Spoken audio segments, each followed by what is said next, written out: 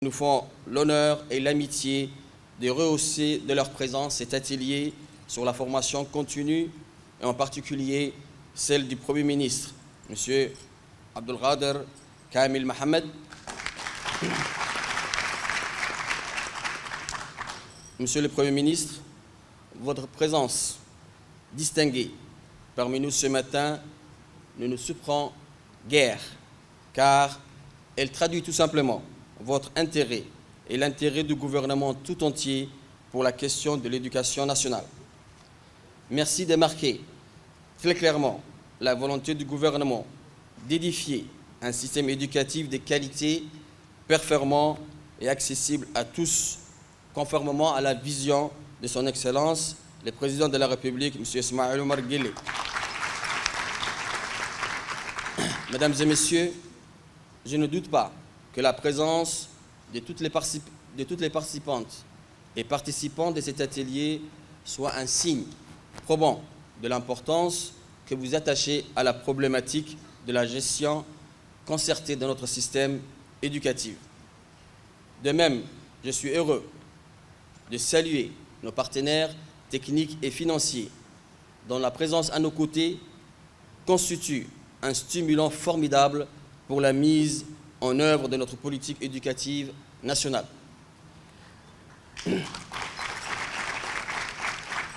Je note, pour m'en réjouir, que l'atelier de réflexion sur la formation continue arrive à point nommé, car il pourra concourir à l'atteinte des objectifs du projet transformateur de notre système éducatif à travers une nouvelle politique de formation continue, le renforcement des capacités et la professionnalisation des personnels bénéficiaires.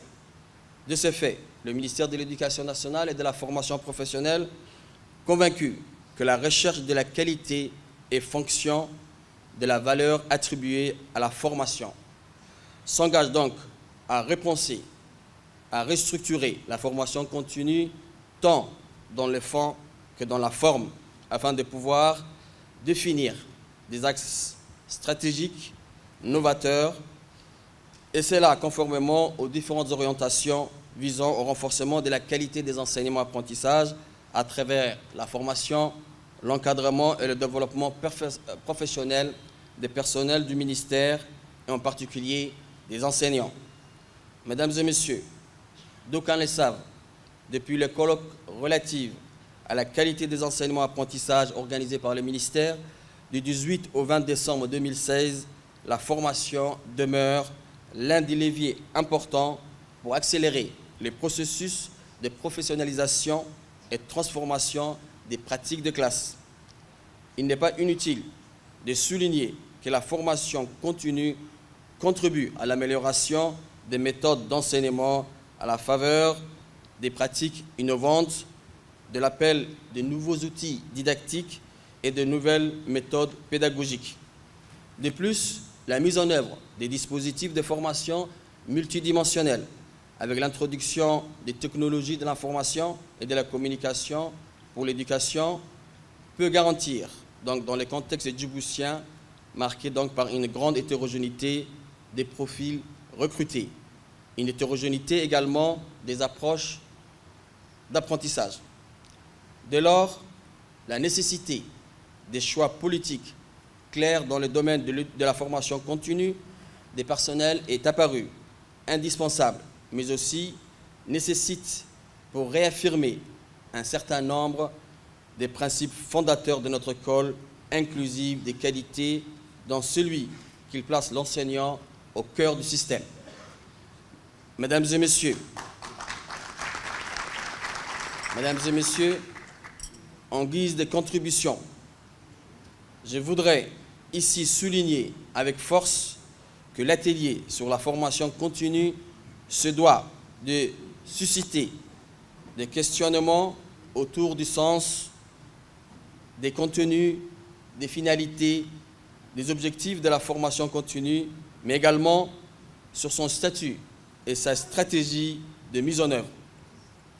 Car au-delà d'un dispositif cohérent et intégré de formation continue, nous ne pouvons plus considérer la formation continue des personnels du ministère de l'Éducation nationale et de la formation professionnelle comme une option, alors que celle-ci est capitale pour la qualité de notre système éducatif de demain.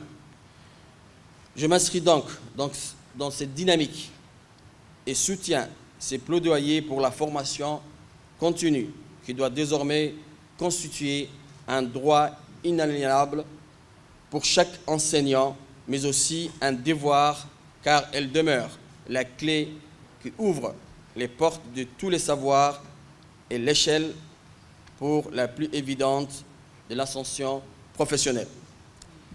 Je voudrais par ailleurs m'exprimer d'ores et déjà et vous garantir ma confiance à cet atelier qui redéfinira, Inch'Allah, les choix stratégiques, les grandes recommandations sur la base des objectifs du projet transformateur de notre système éducatif. Et en cela, je m'appuie sur la citation de son Excellence, le Président de la République, M. Ismaïl Omar Guelleh, qui dit donc « Nombreux sont ceux qui mettent en doute notre capacité à mener de front nos projets d'avenir. À cela, nous leur répondons que nos ambitions n'ont d'égal que notre volonté de nous affranchir de tout ce qui pourrait brider nos énergies et nos talents et que plus que jamais, nous avons foi en l'avenir. » Avant de terminer mon intervention, je voudrais remercier d'avance toutes celles et tous ceux qui ont organisé et participé donc à cet atelier, et notamment l'équipe du Centre de formation des enseignants de l'enseignement fondamental qui ont assumé la responsabilité et la charge de la préparation de cet atelier. Je leur dis bien sûr bravo et bon courage pour la suite. Mesdames et messieurs, donc je vous souhaite la réussite de vos travaux. Vive l'éducation nationale, vive le président de la République, vive la République de Djibouti. Merci, Excellence. J'invite Son Excellence, Monsieur le Premier ministre, Monsieur Abdul Qader Kamil Mohamed, pour son intervention. Bismillahirrahmanirrahim. Monsieur le ministre de l'Éducation nationale, Mesdames et Messieurs les membres du gouvernement, Mesdames et Messieurs les représentants des organisations internationales, Mesdames et Messieurs de la communauté éducative, Mesdames et Messieurs,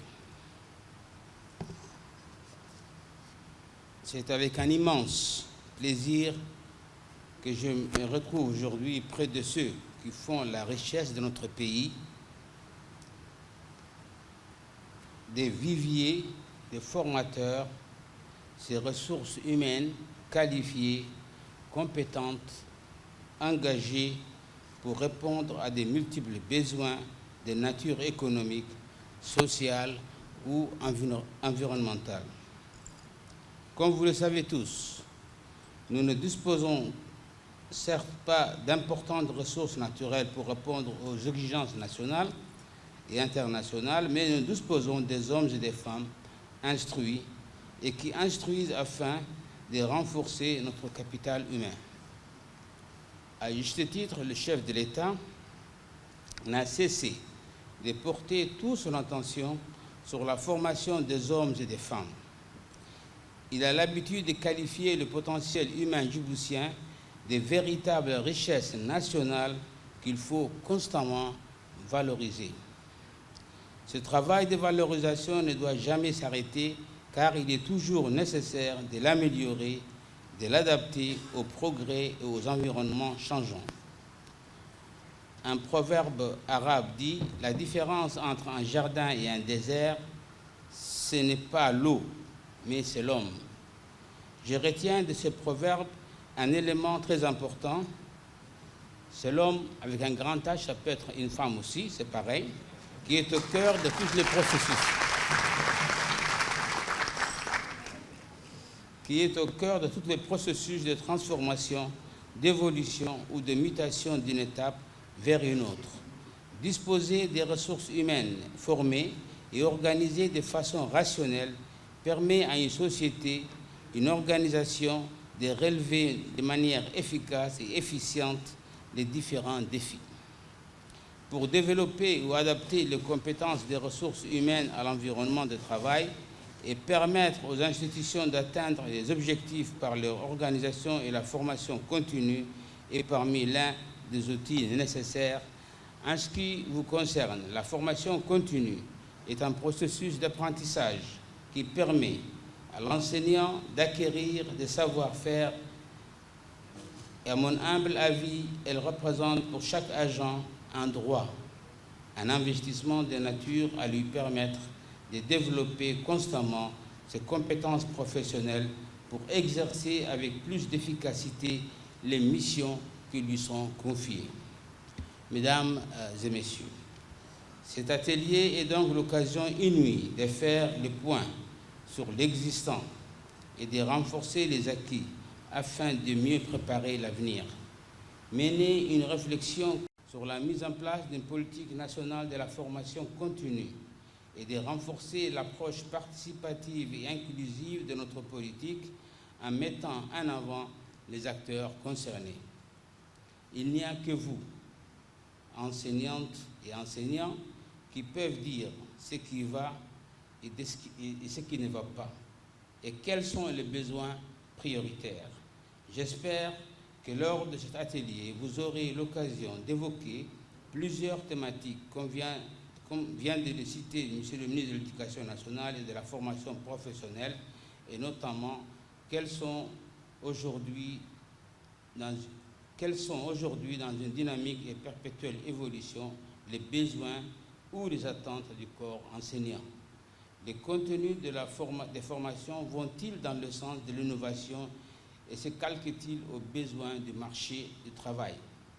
Les corps enseignants sont-ils suffisamment outillés pour le mécanisme de comment gérer le problème des élèves en difficulté, comment gérer l'hétérogénéité des classes, comment intégrer l'éthique davantage au travail pédagogique, en particulier dans l'idée de solutionner les problèmes précédents.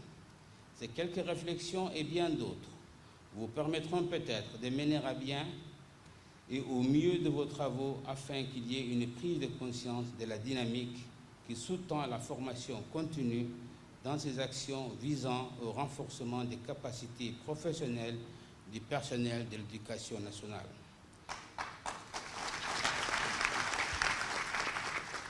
Je tiens à féliciter le ministre de l'Éducation nationale et de la formation professionnelle et son équipe très engagée pour l'organisation de cet atelier de réflexion tant attendu. Enfin, vous souhaitant des débuts fructueux, des échanges courtois et in fine des résultats tangibles, je déclare cet atelier ouvert. Merci. Honorables représentants, partenaires du MENFOP, Assalamu alaikum wa rahmatullahi wa barakatuh.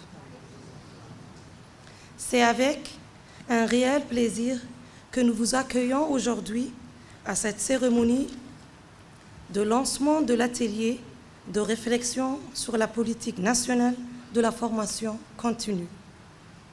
En effet, dans un monde qui bouge, où les technologies de l'information prennent de plus en plus d'ampleur et des places, où les adolescents que nous éduquons sont connectés à un monde qui bouge et où plus rien n'est stable, il est fondamental d'interroger notre système éducatif, sa capacité à répondre aux attentes de la société et aux missions républicaines de l'école.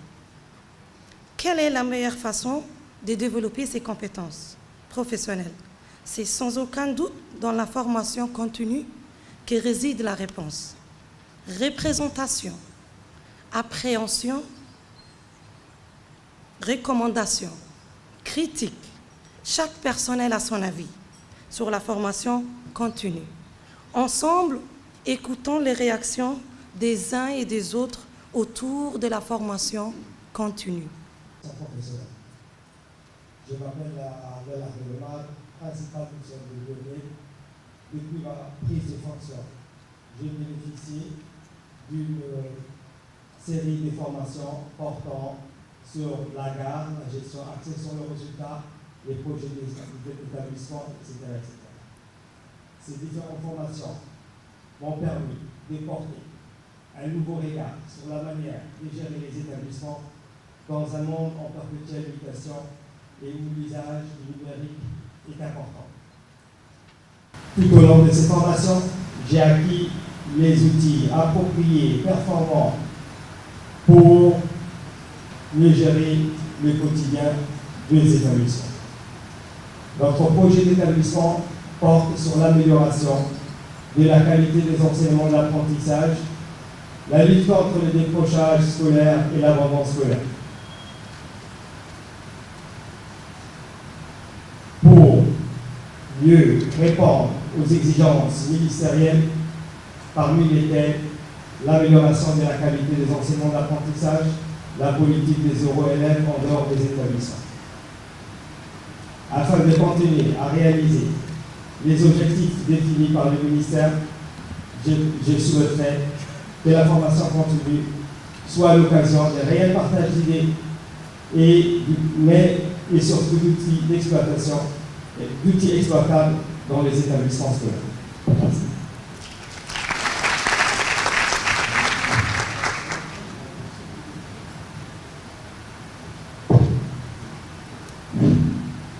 Assalamu alaikum wa rahmatullahi wa barakatuh. Mon nom est Farhan Ibrahim Ismail, stagiaire à la première promotion du corps unique. Je tiens une classe de multigrade, de niveau, première année et deuxième année, à l'école de Chevalier. J'ai bénéficié de plusieurs formations qui m'ont permis de mieux gérer cette réalité qui m'était inconnue. J'avais fait une module sur la gestion des classes multigrades, ce qui m'a permis aujourd'hui de mieux gérer la gestion de ma classe. Par ailleurs, pour ma titularisation, je dois présenter et soutenir un mémoire de fin d'études. Une formation théorique et un encadrement pratique pendant ma carrière de stage. Bref, la formation continue.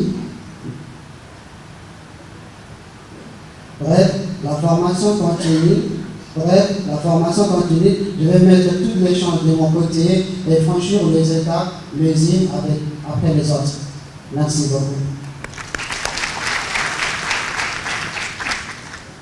Djibouti, puis j'ai exercé dans différents lycées de la capitale. Le ministère m'a offert une formation diplômante au master par le biais du CFF. C'est une formation, certes, qui demande un travail qui représente une charge de travail importante. Cependant, c'est un facteur de motivation pour moi. Elle me permet de renforcer mes compétences professionnelles et de contribuer à mon niveau à l'amélioration de la qualité de notre système. C'est également un moyen de promouvoir ma carrière et il est évident que dans un métier en perpétuelle mutation, la formation continue est indispensable. Merci. Salam alaikum wa rahmatullahi wa barakatuh. Moi, c'est Abdelrahman Mohamed Barkhad et je suis le responsable de l'école spécialisée des sourds et malentendants de cette depuis 2006-2007. Enseignant de formation, j'ai enseigné dans les écoles publiques ordinaires durant une vingtaine d'années. Vous pouvez imaginer, je le pense, l'état de monotonie dans lequel je me suis installé. Et à partir de 2007, j'ai bénéficié d'un bon nombre de stages de formation dans le domaine de la langue des signes, la langue gestuelle des sourds, qui relève de l'enseignement spécialisé. Ces sessions de formation ont entièrement changé mon quotidien professionnel et m'ont permis de développer des compétences, mais aussi des qualités humaines au contact de ce public combien attachant, qui est celui des enfants à besoins spéciaux. J'ai pu donc, à mon niveau, participer à la contribution de l'édifice de cette institution scolaire.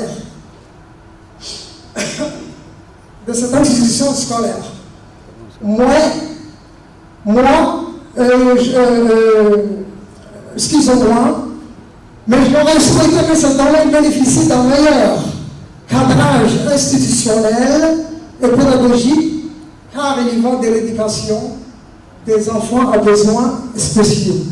Merci. Minister of National Education and Professional Training, Excellency Member of the Government, distinguished guests, ladies and gentlemen, my name is Abdullah Usman Taher. I'd like to share with you some of the benefits of professional continued training on my career as an educator. I have received many training, both in Djibouti and outside Djibouti. The training were very effective as they answered my personal and professional needs. First of all, the training boosted my confidence in teaching and sharpened my knowledge. Secondly, the continued professional development also gave me a pathway to career mobility. For instance, it helped me to move from being a high school teacher to curriculum developer to pedagogical advisor to teacher trainer. Thank you very much, Minister of Education. Salam alaikum wa rahmatullahi wa barakatuh. Mon nom est Malika Idriss Mohamed. Je suis secrétaire à la direction générale du CFEF. Je suis dans ces métiers une vingtaine d'années, pendant lesquelles je suis passée par différents services. Les différentes formations dont j'ai bénéficié m'ont offert l'opportunité de rencontrer des personnes qui partagent mon parcours professionnel. Elles m'ont aussi permis de développer les compétences professionnelles. Aujourd'hui, et grâce à la formation continue, je suis en mesure d'accomplir parfaitement les tâches qui me sont confiées. J'aurais souhaité toutefois que ces formations soient valorisées et me permettent d'évoluer davantage dans mon métier. Merci. السلام عليكم ورحمة الله وبركاته. معالي رئيس الوزراء، معالي وزير التربية الوطنية والتكوين المهني، يطيب لي في هذا المقام أن أتحدث إليكم في هذه العجالة حول التدريب المستمر، وأنا أستاذ مدرب بمركز تدريب المعلمين SFF. طبعا عملية التدريب ركيزة أساسية في عملية التربية والتعليم، وأنا استفدت شخصيا طبعا في إتمام رسالتي الدكتوراه في التربية، وطبعا على هذا الأساس انتقلت إلى مركز التدريب، وهذا الفضل يعود إلى وزارة التربية وطاقمها وعلى رأسها وزير التربية. والسلام عليكم ورحمة الله وبركاته. Secrétaire au chef d'établissement, en passant par l'enseignant, aussi bien stagiaires que titulaires, ces personnes représentant différents corps du personnel du BENFOR sont unanimes pour montrer que la transformation et les changements ne peuvent transiter que par la formation continue. Excellence, honorable invité, c'est au tour du nom de la directrice générale du Centre des formations des enseignants de l'enseignement fondamental. J'invite sur le plateau Madame Acha Farah Iteri. Excellences, Monsieur le Premier ministre, Excellences, Monsieur le ministre de l'Éducation nationale et de la formation professionnelle, Madame et Messieurs les membres du gouvernement, chers partenaires, chers cadres du ministère de l'Éducation nationale, chers enseignants, assalamu alaikum.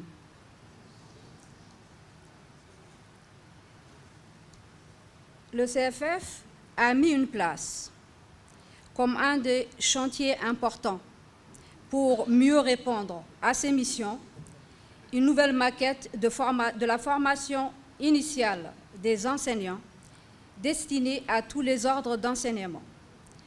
Cette formation initiale, remodelée et élargie, repose, mesdames et messieurs, sur la volonté d'assurer une professionnalisation des nouveaux formés. Au terme de cet ambitieux chantier de mise en place de la formation initiale, nous nous sommes attelés à mener des consultations et des réflexions sur la politique national de formation continue. Après tout ce que vous avez entendu ici ce matin, faut-il préciser que la formation continue, bien pensée, joue inéluctablement un rôle prépondérant dans le développement professionnel de tous les personnels du ministère de l'Éducation nationale. Qu'il s'agisse des personnels de pilotage, d'encadrement ou de ceux comme les enseignements, directement impliqués dans les enseignements-apprentissages, leur efficacité professionnelle est ce qui conditionne une éducation inclusive et de qualité pour nos élèves. C'est dans cette optique que le ministère de l'Éducation nationale a décidé d'organiser un atelier de réflexion impliquant non seulement les forces vives du département, mais également, d'une façon plus élargie, les compétences nationales, pouvant, de par leur expérience, apporter leur précieuse contribution. Monsieur le Premier ministre, Monsieur le ministre de l'Éducation nationale, chers invités, la pertinence de cet atelier que nous lançons aujourd'hui s'articulera autour de l'ambition de bâtir un système de formation de qualité garantissant le développement des capacités professionnelles orientées vers l'atteinte de la qualité des enseignements-apprentissages. Oui, nous disons oui au droit à la formation pour chacun, mais nous disons oui aussi au devoir envers notre pays pour que les attentes au niveau de chaque individu, certes, également au niveau professionnel, mais surtout au niveau national pour une participation sans condition au développement du pays soit atteint. Nous souhaitons que cet atelier soit l'occasion, à travers des échanges fructueux. En tout cas, le CFF a mis les moyens qu'il faut pour que cela se réalise, soit l'occasion d'identifier les voies appropriées pour analyser les besoins en formation de nos différents personnels, de déterminer la typologie des formations qui prend en compte les situations professionnelles diversifiées et variées.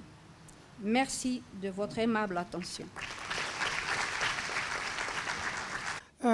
fikradan oo ku saabsanayd sidii loo horumarin lahaa tababarka joogtada ah ee macallimiinta iyo shaqaalaha wasaaradda tacliinta.